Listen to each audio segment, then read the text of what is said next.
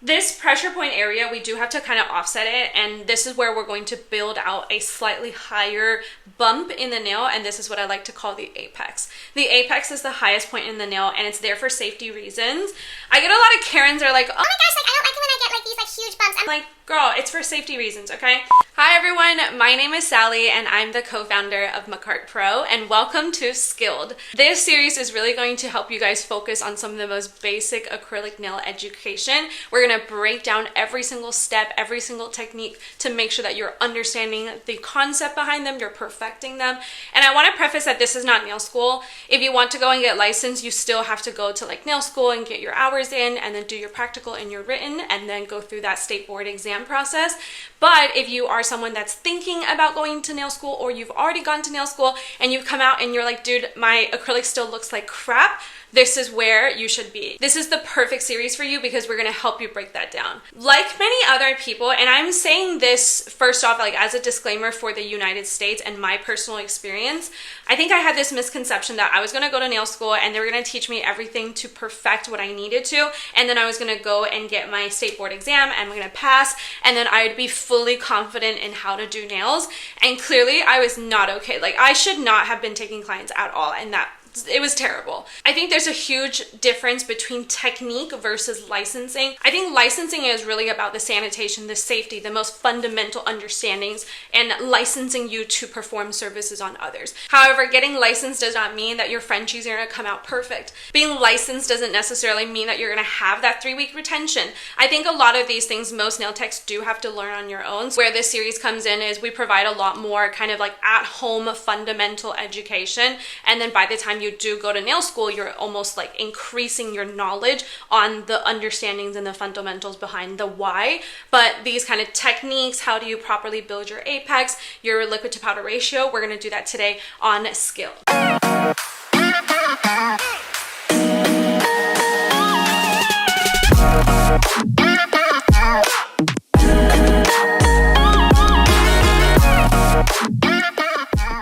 For our first episode today, we're going to be focused on the 3-bead education model, and I personally find that this is one of like the best and the easiest way for me to understand like what kind of bead needs to go where. So let's start out by looking at the different zones on the body of a nail. First off is in this zone right here.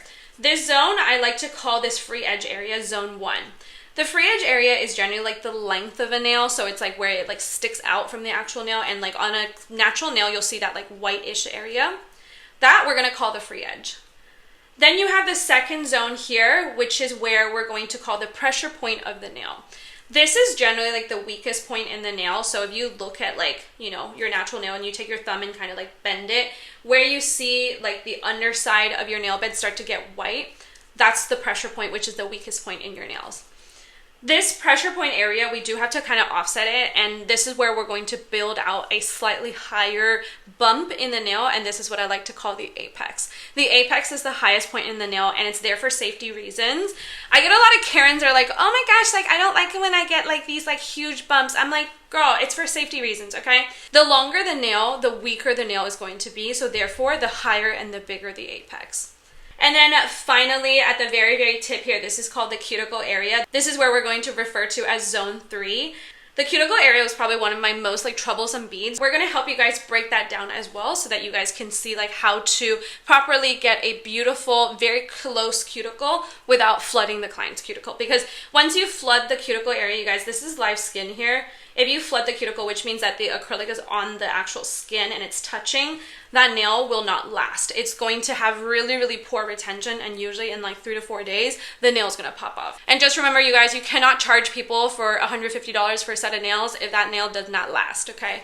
So the aim that I usually generally aim for is like 2 to 3 weeks is like the most perfect timing for a client to come back in for a fill, and then essentially what I'm doing is just putting another bead here. So now knowing the 3 different zones, we look at zone 1, which is the length of the nail. For this length of the nail, you're going to need a slightly bigger bead. And then for bead number 2, this is the apex bead. So this is the highest point in the nail, and so I'm going to use like more like a medium-sized bead that's a little drier. And then at the very top here in zone 3, which is our cuticle area, I'm going to use a smaller bead, because the smaller the bead, the easier it is going to be for you to control. And that bead there needs to almost look like it's like growing out of the nail naturally. So for the products that I'm going to be using today for this demonstration, the first thing I'm going to talk about is the EMA liquid monomer. I absolutely love this fast set formula here from MakarttPro. You would think that as a beginner you want a slower setting formula. That's not always true. Actually, what I find is for most beginners, a slightly faster setting formula is going to make it a little easier on you, because then your bead kind of like just stays in place and it doesn't run everywhere. But obviously if you're using formulas that are way too fast, which is very common in MMA liquid monomer, remember you guys, MMA liquid monomer is illegal in the United States to use, and also it dries super rock solid. It takes forever to do removals, and also it dries so fast. So with a lot of the MMA liquid monomers that you guys will see on Amazon, please do not buy those. You will never be able to advance. Instead, what you're going to use is an EMA liquid formula. This one here is from MakarttPro, and then I'm using the fast set formula, which it does also come in a low odor formula as well. For my Kolinsky brush, I'm going to use this one here from MakarttPro. It is a 100% Kolinsky brush in the size number 8, and it has a beautiful crystal handle. Love it. It's so cute. And lo and behold, your Dap and Dish. With the Dap and Dish, just get them on Amazon. They're super cheap. Doesn't really matter what your Dap and Dish looks like, but I will recommend that get the ones with the metal lid. This way, after you practice and you finish everything, you don't have to toss it away. You just have it up and leave it to the side. Now, before you guys go out there and buy yourself a hand, what I'm going to tell you guys first is to start out with swatch sticks. As a beginner, you're going to mess up. And so instead of trying to like prep the nail, put the nail back on, like just start with swatch sticks. I find this to be the easiest way to practice. With my liquid to powder ratio, I really struggled with it at first, and then I got like the formula down, and so I'm going to share that with you guys so that y'all don't do the same mistakes that I did. Let's first take a look at the Kolinsky brush hair. So this one here is from MakarttPro, and I'm using a size number 8. I love using a size number 8 or 10 for beginner nail techs, just because like you have a little less hair to work with, so it's picking up less amount of monomer. When you're working with a bigger brush, you'll pick up more liquid, and so with more liquid, you're gonna get runnier beads, and so for that reason, I recommend all beginner nail techs to start out with a size number 8 or a size number 10. So if you look closely at the hair on your brush, you'll notice that there's a darker area and then there's a slightly lighter area. When you have a lot of monomer inside this brush, you'll notice that it looks really beautiful and puffy, and it just holds that liquid super well. This is so important because when you're working with not a 100% Kolinsky brush, it will not hold that liquid. Real quick, I have this like crappy 50% Kolinsky brush that I got a long time ago on Amazon. Obviously you guys can see it's pretty frayed out already.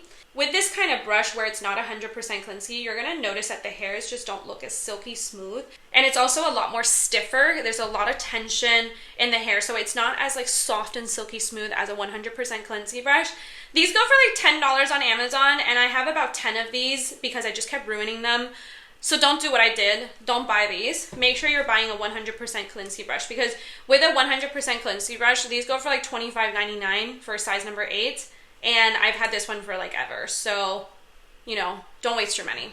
With a 50% Kolinsky brush or with a synthetic acrylic brush, they tend to have a hard time keeping that monomer in there. So it's just going to drip itself right out. And just the overall like liquid retention just looks so crappy. Like you're going to end up picking up a super small bead, and it's going to be very difficult to cover the entire nail with. When you're using a 100% Kolinsky brush like this one here, even though this is like the smallest size Kolinsky brush, it holds the liquid really, really well. The tension in the bristles are pretty soft, so you're not going to flatten out the bead, and you're going to be able to pick up a much bigger bead. Just remember that how you control the size of your bead has everything to do with how much liquid you retain in your brush. The more amount of monomer in your brush, the bigger the bead is going to be. So if I want to pick up a bead that's a little bit on the bigger side, I'm going to fully submerge the brush into the Dap and Dish, push out any air bubbles there might be in there, pick it up, and we're going to do a really cute little tap and kiss on the side of the Dap and Dish, and that's it. You can see from this brush here how watery it is. This is going to allow you to pick up a really big bead. But if I want a medium-sized bead, we're going to fully submerge it back down in the Dap and Dish, pick it up, and let's tap off in the center of the brush, which is going to be right here. Now you're working with a little less liquid. You've drained out half of the amount of liquid out of the bristles, so with that half amount of liquid, you're going to pick up a medium-sized bead. Finally, we're going to go into a smaller bead. With this smaller bead, push down the acrylic brush all the way down, push out any air bubbles, pick it up, and we're going to do a gentle kiss towards the top of the brush, just like this. All right, and now you would have drained out most of your monomer, which allows you to work with a much smaller bead as well. I see a lot of beginners doing this where you either pick up so much monomer where you don't even kiss off the amount of monomer there is just in your brush and you go straight into the powder. You're gonna get a super runny bead, but also you're gonna have a very difficult time picking up that powder because it's gonna drop back into the powder because it's so heavy. Or the other common mistake I see with a lot of beginners is we like to do this and drain out like every little bit of monomer out of the brush. You're going to be working with a super dry brush that's going to have a very difficult time picking up any powder. It's not going to polymerize correctly. So for today, we're going to be using one of my favorite colors here. It's called Rose Petal, and this is from the MakarttPro Cover Acrylic line. I freaking love working with cover powders. I don't even buy color powders anymore because I feel like you'll never use them. Like the yellows, the blues, the greens, like I never reach for those. So I love working with cover acrylic powders. Usually they come in like pinks or nudes, like very like kind of natural shades, and they're usually a little bit more on the translucent side, so they polymerize really beautifully, and it just makes the entire process a lot easier for beginners to work with. So let's go ahead and open this up. We're going to put the monomer and the powder right next to each other for this demonstration, and we're going to use those exact tips. So first off, I want to talk about the mistakes that I see a lot of beginner nail techs make is working with super dry bristles, and this is where beginner nail techs will like fully drain out their brush and they'll go back and forth on the sides of the dappen dish, and then now you're working with a really dry brush, and then we go into the powder and we'll see very quickly that this powder is going to have a very difficult time creating that bead, but also it won't even polymerize. Like look at how sad and dry this bead looks. We don't want this. Okay, so let's take that off. Ooh, that's going to get into my bristles. When you're working with very dry brushes, the chances of that acrylic getting inside the bristles is a lot higher, so just be careful with that. And now we're going to pick up a bigger bead. Fully submerge the brush into the dappen dish, and we're going to pick it up. With a bigger bead, let's tap off in the tip of the brush where the brush is like a little more on the darker side. Just a really light kiss. Going into your powder at a 45-degree angle, not like this, okay, but like this. 45-degree angle, and we're going to go in deeper and then a light tap, okay? So let's go in with a deeper tap and one bounce, pick up. Tap off any excess. I like to use my pointer finger to just like tap off lightly and flip it around. And we can see how beautiful this bead is starting to look. Very nice and polymerized. Taking it to the paper towel in front of us, and let's go ahead and take that off of the brush. This is going to give you a bigger bead, which is perfect for zone 1. Now going into our second bead, I want to pick up a medium-sized bead. So fully submerging the brush into the dappen dish again, push out any air bubbles out of the bristles. If you don't push out the air bubbles, like sometimes I'll see beginners kind of do this where it's just like a light tap. You're going to have bubbles inside in between each bristles, and with that air bubble, it's going to cause more clogging. So with pushing out the air bubbles, push it all the way in, pick it up. Now we're going to work with a medium-sized bead. So let's tap off in the middle of the brush as well for a medium-sized amount of monomer. Same thing, 45 degrees into the powder. Tap and one short bounce. Tap it off with your pointer finger and flip it around, and look at that gorgeous medium-sized bead. Absolutely gorgeous. And then we're going to use this for that apex application. And there you have a medium-sized bead. And finally, we're going to work with a small-sized bead. With a smaller sized bead, it's perfect for that cuticle application. So fully submerging the brush into the dappen dish, pick it up, tap off closer to the top. One nice little tap, 45 degrees into your powder. Always like restart your powder, by the way. Just smooth out your powder before you go in to pick up your acrylic bead, because it's going to give you a much more precise and even bead. So look at that beautiful smaller size bead. Taking it to your paper towel, we're going to now have a small size bead. And this is exactly the method I use to control the different sizes of beads that I need.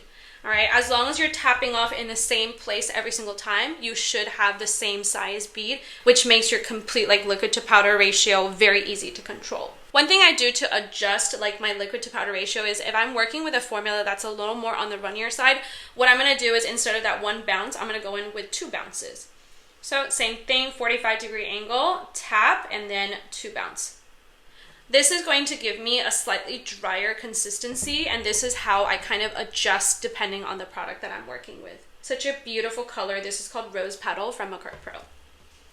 And that's going to give you a bigger size bead. And you can see how it always gives you the same exact size as long as you're tapping off in the same area. All right, guys, and that brings us to the end of episode 1 of Skilled. Don't worry, we have more of these coming, but I really hope that helps you guys break down and understand the liquid to powder ratio a little bit more. In our next episode, we're going to apply these techniques from our liquid to powder ratio education, and we're actually going to go and place that acrylic onto a swatch stick, and we'll learn about the 3 bead method and how you blend and control your beads as you go to build out the structure of a nail.